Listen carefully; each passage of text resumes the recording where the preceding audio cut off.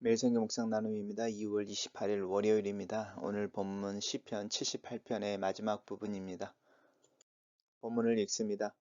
그러나 그들은 지존하신 하나님을 시험하고 반항하여 그의 명령을 지키지 아니하며 그들의 조상들 같이 배반하고 거짓을 행하여 속이는 활같이 빗나가서 자기 산당들로 그의 노여움을 일으키며 그들의 조각한 우상들로 그를 진노하게 하였음에 하나님이 들으시고 분내어 이스라엘을 크게 미워하사 사람 가운데 세우신 장막 그 실로의 장막을 떠나시고 그가 그의 능력을 포로에게 넘겨 주시며 그의 영광을 대적의 손에 붙이시고 그가 그의 소유 때문에 분내사 그의 백성을 칼에 넘기셨으니 그들의 청년들은 불에 살라지고 그들의 처녀들은 혼인 노래를 들을 수 없었으며 그들의 제사장들은 칼에 엎드려지고 그들의 과부들은 애곡도 하지 못하였도다.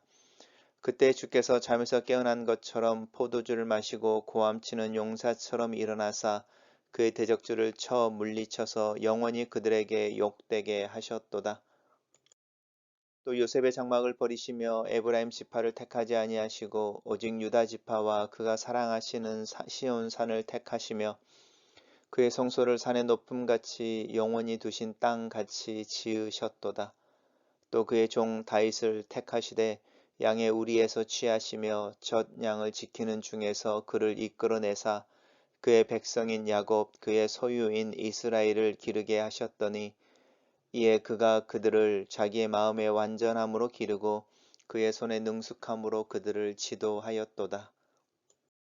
오늘 본문은 5개의 단락으로 나눠져 있습니다. 첫 번째 단락입니다. 우리 시편 78편 읽으면서 각각의 문단들이 그러나로 시작되어지는 것이죠.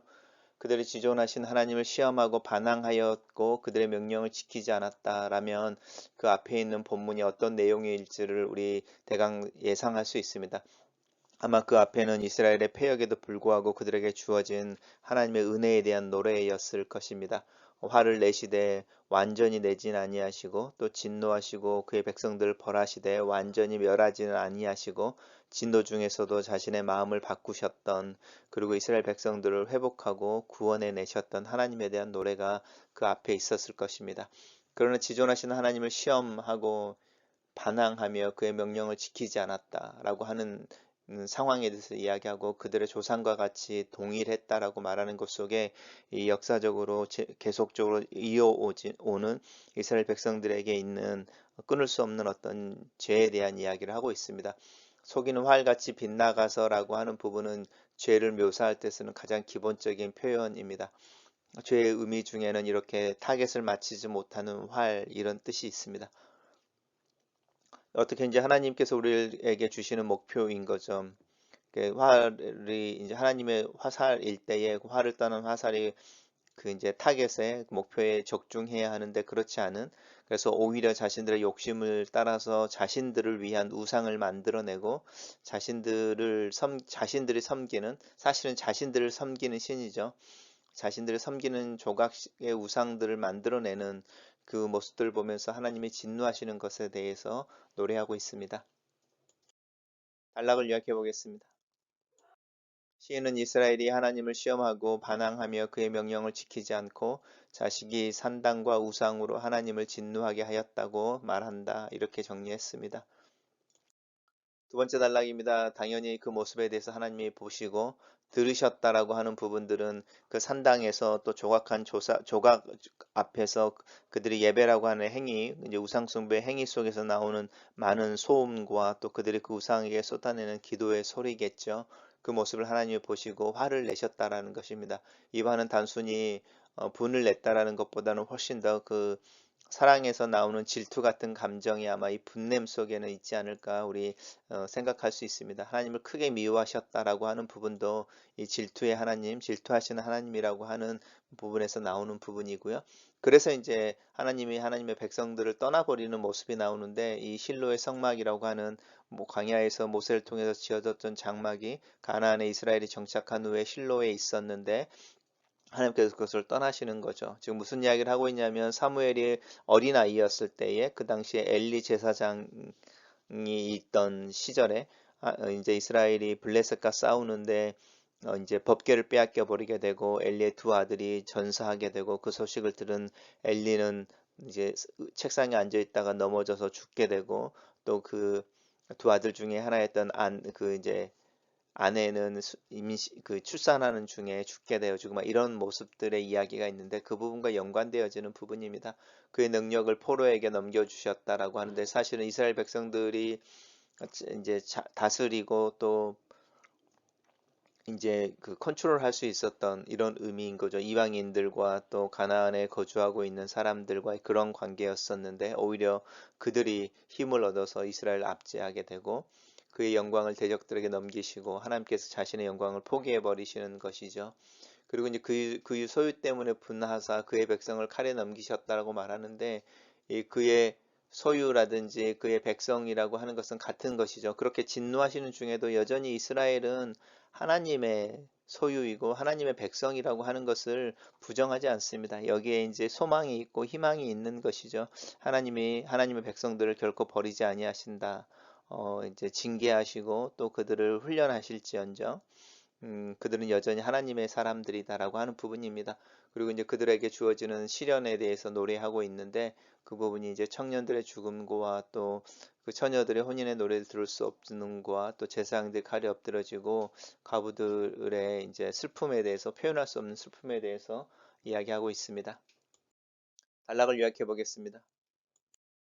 시인은 하나님께서 이스라엘을 미워하셔서 실로의 성막을 떠나시고 그의 능력을 포로와 대적에게 넘겨주시고 그의 백성을 칼에 넘기셨다고 애도한다. 이렇게 정리했습니다. 네 번째 단락입니다. 그런데 그때에 그렇게 이스라엘 백성들을 떠나시고 이스라엘 백성들을 징계하시던 그때에 이스라엘 백성들을 징계하는 자들의 압제를 바라보시던 하나님께서 호련히 이제 그들에게 돌아와 자기 백성들의 편에 서 있는 하나님의 어떤 모습을 보는 거죠. 그러니까 우리가 이해하기 어려운 모습일 수도 있습니다. 그렇지만 어떤 이제 자녀가 잘못을 행했을 때 그것에 대한 대가를 지불하도록 이제 어떤 사법적인 정의라든지 이런 곳에 내어주는 거죠, 자녀를. 그렇지만 그 벌에 의해서 벌을 받는 동안에 힘들고 괴로워하는 자식의 모습을 보면서 그 자식을 살피고 보살피고 사식을 넣어주고 또 방문하고 면회하고 이런 부모의 모습을 보신다면 이 이전의 단락과 지금 단락에서 대비되어지는 하나님의 모습, 그 모습이 사실은 부모가 가지고 있는 사랑이며 자기 백성들을 향하여 가지고 있는 하나님의 사랑이라는 것을 우리 알 수 있습니다. 단락을 요약해 보겠습니다. 시인은 그러나 하나님께서 자기 백성, 자기 소유를 기억하셔서 그의 대적들을 물리치시고 그들을 욕되게 하셨다고 말한다. 이렇게 정리했습니다. 이번 단락에서는 이제 하나님께서 요셉의 장막이라고 하는 이제 힘이 있는 에브라임 지파가 이제 이스라엘 12지파에서 가장 부강하고 가장 숫자도 많고 가장 힘이 있는 지파였는데 그래서 솔로몬의 사후에 남유다와 북이스라엘로 두 개의 나라가 이렇게 분리되어질 때 10지파를 끌고 북이스라엘 왕국을 세웠던 대표적인 지파인데 하나님께서 이제 에브라임을 선택하지 않았다라고 말합니다. 그거는 이제 북이스라엘에 대한 어떤 이 아합의 시니까 아합이 유다 사람이고 또 이제 북이스라엘에 대한 어떤 나름대로의 판단이나 어떤 비판일 수도 있지만 하나님께서 능력 있는 자들 대신에 이제 겸손하고 또 오히려 연약한 자를 택하신다는 이야기를 이 에브라임 지파와 유다 지파를 비교해서 이야기하고 있습니다. 그래서 남유다라고 하는 작은 곳 속에 오히려 작은 지파 두 지파밖에 없는 거죠. 베냐민과 유다라고 하는 그 두 지파밖에 없는 그 나라에 대해서 하나님 더 관심을 가지고 계셨고 하나님의 언약을 지키시고 그곳에 하나님의 성전과 성소가 있어서 북이스라엘보다는 훨씬 더 이렇게 우상 숭배에 빠지지 않고 그래도 하나님을 섬기는 종교 개혁들이 계속적으로 일어나고 하나님 앞에서 순전한 믿음을 지키려고 애를 썼던 그 노력이 있었던 그 땅에 대해서 하나님의 마음이 거기에 있었다라고 이야기합니다. 단락을 요약해 보겠습니다. 시인은 하나님께서 에브라임 지파나 북이스라엘이 아니라 유다 지파와 시온산을 선택하시고 그의 성소를 두셨다고 노래한다. 마지막 단락에서는 당연히 이제 유다 지파가 나오면 다윗의 이야기가 나오지요. 다윗을 하나님께서 우리의 양 목동일 때에 선택하셨고 전 양이라고 하는 것은 이제 새끼를 뱉거나 또 새끼를 막 낳은 그 양들을 지키는 것이죠. 이것이 이제 제사안이라든지 부의 증식의 가장 중요한 요소니까 가장 중요한 양들일 수 있죠. 그 양들을 지키는 중에 이제 다윗을 선택해서 이제 하나님의 백성이라고 하는 이제 야곱의 백성 이스라엘이라고 하는 여기에서는 또 남유다와 북이스라엘 다 합쳐서 하나님의 12부족을 이야기하고 있습니다. 그들을 어, 돌보게 하셨다라고 하는 것이고요. 그럴 때 그때 다윗이 자기 마음의 완전함이라고 하는데 온전함으로이죠. 우리가 왜 하나님께서 다윗을 내 마음에 합한 자라고 말하는지 그 이스라엘의 조상들의 패역함과는 다른 순전한 마음이 다윗에게는 있었다라는 것이죠. 그리고 그 손의 능숙함으로 하나님께서 맡겨주신 백성들을 지도했다. 이렇게 마지막 노래하고 있습니다. 단락을 요약해 보겠습니다. 시인은 하나님께서 다윗을 선택하셔서 그의 백성을 돌보게 하셨고 다윗이 그들을 자기의 마음의 완전함과 능숙함으로 지도하였다고 노래한다. 이렇게 정리했습니다. 첫 번째 묵상 나눔입니다. 시편 78편에서 반복되며 강조되는 내용은 하나님의 백성이 얼마나 하나님 앞에 신실하지 못하고 배반하며 자신들의 욕심을 따라 하나님이 아니라 우상을 숭배하며 종교의 삶을 사는 모습이다. 하나님께서 그들의 모습을 보시며 속상해 하시고 분노하시는 것을 강조한다. 나 또한 이 도식에서 자유롭지 못한 것을 인정한다. 내 욕심을 위해 하나님을 섬기는 것을 인정한다. 다만 내 마음이 하나님께서 정하게 하시기를 또 하나님을 섬기는 마음으로 바꿔주시기를 기도하고 내 자신을 하나님 앞에서 근신하고 견책한다. 두 번째 묵상 나눔입니다. 하나님께서 실로의 성막을 떠나셨다는 표현은 코로나의 상황을 사는 나에게 큰 경고의 울림이 된다. 제사장 엘리의 시절에 하나님은 법궤를 블레셋의 손에 넘겨주셨다. 내 마음이 내 삶이 하나님을 떠날 때에 하나님은 나를 향해 고개를 돌리신다. 하나님께서 고개를 돌리실 때에 그 고통과 고난을 또 마음의 아픔을 나는 느낄 수 있어야 한다. 그렇지 않으면 구제불능이 되어 버린다. 하나님의 고개 돌리심은 내가 내 상황과 문제를 깨닫고 내 행동을 돌이켜 뉘우치기를 바라시는 마음 때문이다. 그렇게 해서라도 그 시련 중에서라도 하나님께 돌아갈 수 있다면 그 기회가 나에게 주어지는 것, 그것 또한 은혜이다. 세 번째 묵상 나눔입니다. 자기 백성을 아주 버리지 못하시는 하나님의 마음을 본다. 자녀를 훈육하고 홀로 마음 아파하는 부모의 모습이기도 하다. 자신이 회초리를 사용했던 이방 민족이 오히려 교만하고 패권적인 모습으로 자기 백성을 지나치게 억압할 때 하나님은 자기 백성을 위해 마음을 돌이키시고 그들의 고난 속으로 돌아오신다. 다시 자기 백성을 일으키시고 또 다른 기회를 주신다. 하나님의 은혜이다. 네 번째 묵상 나눔입니다. 시인은 하나님께서 북이스라엘 에브라임 지파를 버리셨다고 노래한다. 크고 강한 지파가 아닌 유다 지파를 택하시는 하나님의 마음은 무엇일까? 작고 미약하고 연약한 자들을 통해 하나님은 능력을 드러내신다. 약함으로 이 세상의 권능을 부끄럽게 하시고 미련함으로 이 시대의 지혜를 해체하시는 하나님의 일하심 앞에 겸손하고 떨림으로 선다. 나는 내 지혜를 내 능력을 자랑하거나 그 연약함 때문에 스스로 자책하지는 않는지 그냥 내 모습 그대로 하나님 앞에 설 수는 없을까?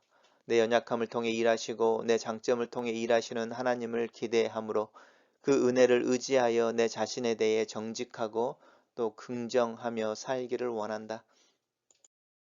다섯 번째 묵상 나눔입니다. 다윗에 대한 칭송이야 아삽이 다윗의 신하였음을 기억할 때 당연하게 여겨지기도 한다. 다만 다윗에 대한 표현이 참 좋아 보인다. 하나님의 백성이 자신에게 맡겨지고 돌보도록 사명에 주어진 것을 깨닫고 하나님의 백성에게 유익과 복을 주며 그들의 삶이 아름답고 윤택하게 하기 위해 열심히 일하는 모습이다. 한국의 대선 전국에서 교회의 목사로서 가정의 가장으로서 나 또한 그런 섬김, 선한 섬김과 인도의 삶을 살기를 기도한다. 글로 쓰는 기도입니다. 하나님 앞에 순전한 모습으로 설 수 없는 내 자신을 이 아침에 내어놓습니다.